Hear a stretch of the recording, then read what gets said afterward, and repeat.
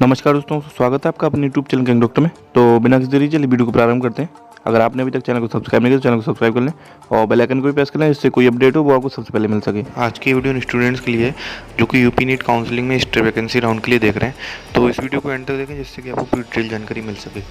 इस वीडियो में आपको जो स्टे वैकेंसी राउंड में क्या क्या रूल्स आपके लिए लागू हैं उसकी पूरी डिटेल जानकारी दूंगा, तो बिना स्किप किए एंड तक देखें जिससे कि आपको पूरी डिटेल जानकारी मिल सके और आप अपनी सिक्योरिटी अमाउंट जो आपने सबमिट किया है वो आपकी जब्त ना हो सके।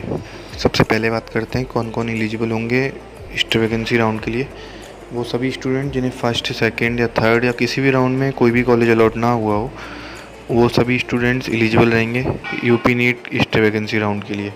इसके साथ साथ ऐसे सभी स्टूडेंट्स जिन्हें ऑल इंडिया कोटा से फर्स्ट, सेकंड या थर्ड राउंड किसी भी राउंड में कोई भी सीट अलॉट ना हुई हो, वो भी एलिजिबल रहेंगे यूपी नीट के स्टे वैकेंसी राउंड के लिए। इसके साथ साथ ऐसे सभी स्टूडेंट जिन्हें चाहे फर्स्ट राउंड में या सेकंड राउंड में या किसी भी राउंड में कोई भी सीट अलॉट हो चुकी होगी, तो ऐसे स्टूडेंट्स फिर एलिजिबल नहीं रहेंगे स्टे वैकेंसी राउंड के लिए। तो इस बात का विशेष ध्यान रखें। और ना ही अगर उन्हें ऑल इंडिया राउंड से मिला होगा तो वो भी एलिजिबल नहीं रहेंगे, चाहे उन्हें किसी भी राउंड में मिली हो, चाहे फर्स्ट राउंड में, चाहे सेकंड राउंड में, चाहे थर्ड राउंड में। किसी भी राउंड में अगर आपको कॉलेज में सीट मिल चुकी है, चाहे आपने भले ही उसमें एडमिशन प्रोसेस अपना कंप्लीट कराया हो या ना कराया हो, या आपने उसको लीव कर दी हो उस सीट को, फिर भी आपको एलिजिबल नहीं रहेंगे आप स्टे वैकेंसी राउंड के लिए। तो इस बात का विशेष ध्यान रखें। और इसके साथ साथ ऐसे स्टूडेंट्स जिन्हें यूपी में फर्स्ट राउंड या सेकंड राउंड या किसी भी राउंड में कोई भी सीट अलॉट हुई हो और उन्होंने उस पर एडिशन प्रोसेस कंप्लीट करा लिया हो, उसके बाद उन्होंने रेजिग्नेशन दे दिया हो, तो ऐसे स्टूडेंट्स भी एलिजिबल नहीं रहेंगे स्टे वैकेंसी राउंड के लिए। तो दोबारा से मैं रिपीट कर देता हूँ, ऐसे सभी स्टूडेंट्स जिन्हें फर्स्ट, सेकंड या थर्ड राउंड में चाहे ऑल इंडिया से या यूपी नीट काउंसलिंग से किसी के भी थ्रू अगर एक बार सीट अलॉट हो गई है, चाहे उन्होंने एडमिशन प्रोसेस कंप्लीट कराया हो या ना कराया हो या रेजिग्नेशन दे दिया हो, तो आप सभी स्टूडेंट्स इनएलिजिबल रहेंगे, मतलब आप एलिजिबल नहीं रहेंगे स्टे वैकेंसी राउंड के लिए यूपी के लिए। इसके बाद बात करते हैं रजिस्ट्रेशन के लिए। तो अगर आप एलिजिबल हैं स्टे वैकेंसी राउंड के लिए तो आपको सभी को रजिस्ट्रेशन करना रहेगा, चाहे आप पहले रजिस्ट्रेशन कर चुके हो फर्स्ट, सेकंड या किसी भी राउंड में, लेकिन उसके बावजूद भी आपको रजिस्ट्रेशन करना रहेगा जो कि 1000 रुपीज़ का है, जो कि नॉन रिफंडेबल रहेगा। तो सभी स्टूडेंट इस बात का विशेष ध्यान रखें कि स्टे वैकेंसी राउंड के लिए आपको अलग से यूपी नीट की जो ऑफिशियल वेबसाइट है उस पर रजिस्ट्रेशन करना रहेगा।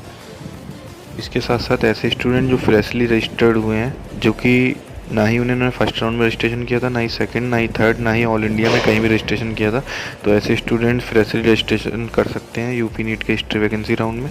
और इसके साथ साथ आपको करना यह है 1000 का रजिस्ट्रेशन फ़ीस पे करनी है, और इसके साथ साथ आपको सिक्योरिटी अमाउंट भी पे करना रहेगा, जो कि आप स्क्रीन पर देख सकते हैं किसके लिए कितना रहेगा। और बाकी ऐसे सभी स्टूडेंट्स जिन्होंने सिक्योरिटी अमाउंट पहले पे कर रखा है फर्स्ट, सेकंड या थर्ड या किसी भी राउंड में यूपी नीट काउंसलिंग के थ्रू, तो आपको फिर दोबारा से सिक्योरिटी अमाउंट जमा करने की ज़रूरत नहीं रहेगी, आपका वही मान्य रहेगा।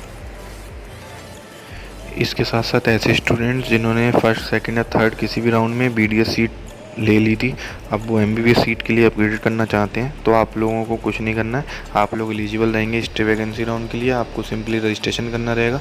और इसके साथ साथ अगर आपने 2 लाख रुपए सबमिट नहीं किए थे उस टाइम पे, तो आपको फिर 2 लाख रुपए सबमिट करने रहेंगे। अगर आप प्राइवेट मेडिकल कॉलेजेस के लिए जाना चाहते हैं और गवर्नमेंट दोनों के लिए, तो आपको 2 लाख सबमिट करना रहेगा। और इसके साथ साथ एक बात का विशेष ध्यान और भी रखें कि आप जो सिक्योरिटी अमाउंट पे कर रहे हैं वो आप अपने ही बैंक अकाउंट से करें, क्योंकि जब काउंसलिंग एंड हो जाएगी तो उसके बाद आपके अकाउंट में ही अमाउंट वापस आएगा। अब आइए बात कर लेते हैं उन डॉक्यूमेंट्स की जो आपको ऑनलाइन वेरिफिकेशन के लिए अपलोड करने रहेंगे, जो कि आप स्क्रीन पर देख सकते हैं क्या क्या डॉक्यूमेंट्स आपको अपलोड करने रहेंगे डॉक्यूमेंट वेरिफिकेशन के लिए। इसके बाद बात की जाए जो आप रिजर्वेशन, कैटेगरी रिजर्वेशन के लिए सर्टिफिकेट जो आप देंगे ओबीसी या ईडब्ल्यूएस का, तो वो आपको 1 अप्रैल 2024 के बाद का देना होगा या 1 अप्रैल 2024 का, उसके पहले वाला अमान्य कर दिया जाएगा। इसके साथ साथ जो यूपी के बाहर के स्टूडेंट्स रहेंगे तो उनको जनरल कैटेगरी से एडमिशन मिलेगा, तो इस बात का विशेष ध्यान रखें। आपको कोई भी कैटेगरी रिजर्वेशन नहीं मिलेगा अगर आप यूपी के बाहर से हैं या अदर स्टेट से हैं किसी भी, तो आपको फिर रिजर्वेशन नहीं मिल पाएगा यूपी में। इसके बाद एक विशेष बात यह है कि अगर आप स्टे वैकेंसी राउंड में आपको जब कॉलेज अलॉट हो जाएगा, तो अगर आप उस पर एडमिशन नहीं लेंगे तो आपकी जो 2 लाख की सिक्योरिटी अमाउंट है वो भी जब्त कर ली जाएगी। और इसके साथ साथ आप फिर 2025-26 जो काउंसलिंग होगी नेक्स्ट ईयर उसमें भी फिर आप एलिजिबल नहीं रहेंगे। तो इस बात का भी विशेष ध्यान रखें। आप तभी स्टे वैकेंसी राउंड के लिए ले जाएँ जब आप 100% श्योर हों कि आपको कॉलेज लेना है इस ईयर, नहीं तो फिर आपको फिर नेक्स्ट ईयर भी आप एलिजिबल नहीं रहेंगे यूपी नीट काउंसलिंग के लिए। बाकी अब आइए बात कर लेते हैं टाइम शेड्यूल का। यूपी नीट काउंसलिंग के स्टे वैकेंसी राउंड का क्या टाइम शेड्यूल है, अब आइए इस पर एक बार नज़र डाल लेते हैं।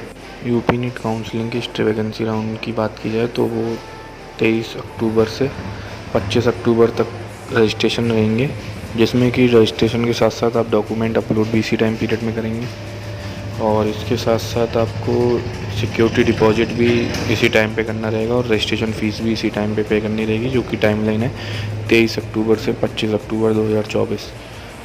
इसके बाद बात की जाए मेरिट लिस्ट की डिक्लेरेशन की, तो मेरिट लिस्ट डिक्लेयर होगी 25 अक्टूबर को और ऑनलाइन चॉइस फिलिंग भी स्टार्ट हो जाएगी 25 से 28 अक्टूबर तक। और इसके साथ साथ अलॉटमेंट रिजल्ट की बात की जाए तो वो 29 अक्टूबर को आ जाएगा और आप अलॉटमेंट लेटर और एडमिशन प्रोसेस अपना कंप्लीट करा सकेंगे 30 अक्टूबर को, 1 नवंबर को, उसके बाद 4 और 5 नवंबर को। बाकी 2 और 3 नवंबर और 31 अक्टूबर की छुट्टी रहेगी दीपावली हॉलीडेज़ के लिए। बाकी उम्मीद है ये वीडियो आपके काम आएगी और आपके एडमिशन प्रोसेस में मदद करेगी। अगर ये वीडियो आपके काम आती है तो आप इस वीडियो को ज़्यादा से ज़्यादा शेयर करें, जिससे कि और भी स्टूडेंट का फ़ायदा हो सके और वो भी अपने एडमिशन प्रोसेस को आसान बना सकें। बाकी इसके अलावा अगर आपका कोई डाउट है तो वो आप कमेंट करके पूछ सकते हैं और कमेंट ये कर सकते हैं कि आगे आपको किस वीडियो चाहिए, मैं कोशिश करूँगा उस पर वीडियो बनाने की। और भी ऐसी वीडियो देखने के लिए आप चैनल को सब्सक्राइब कर लें और बेल आइकन को प्रेस कर लें। Thanks for watching.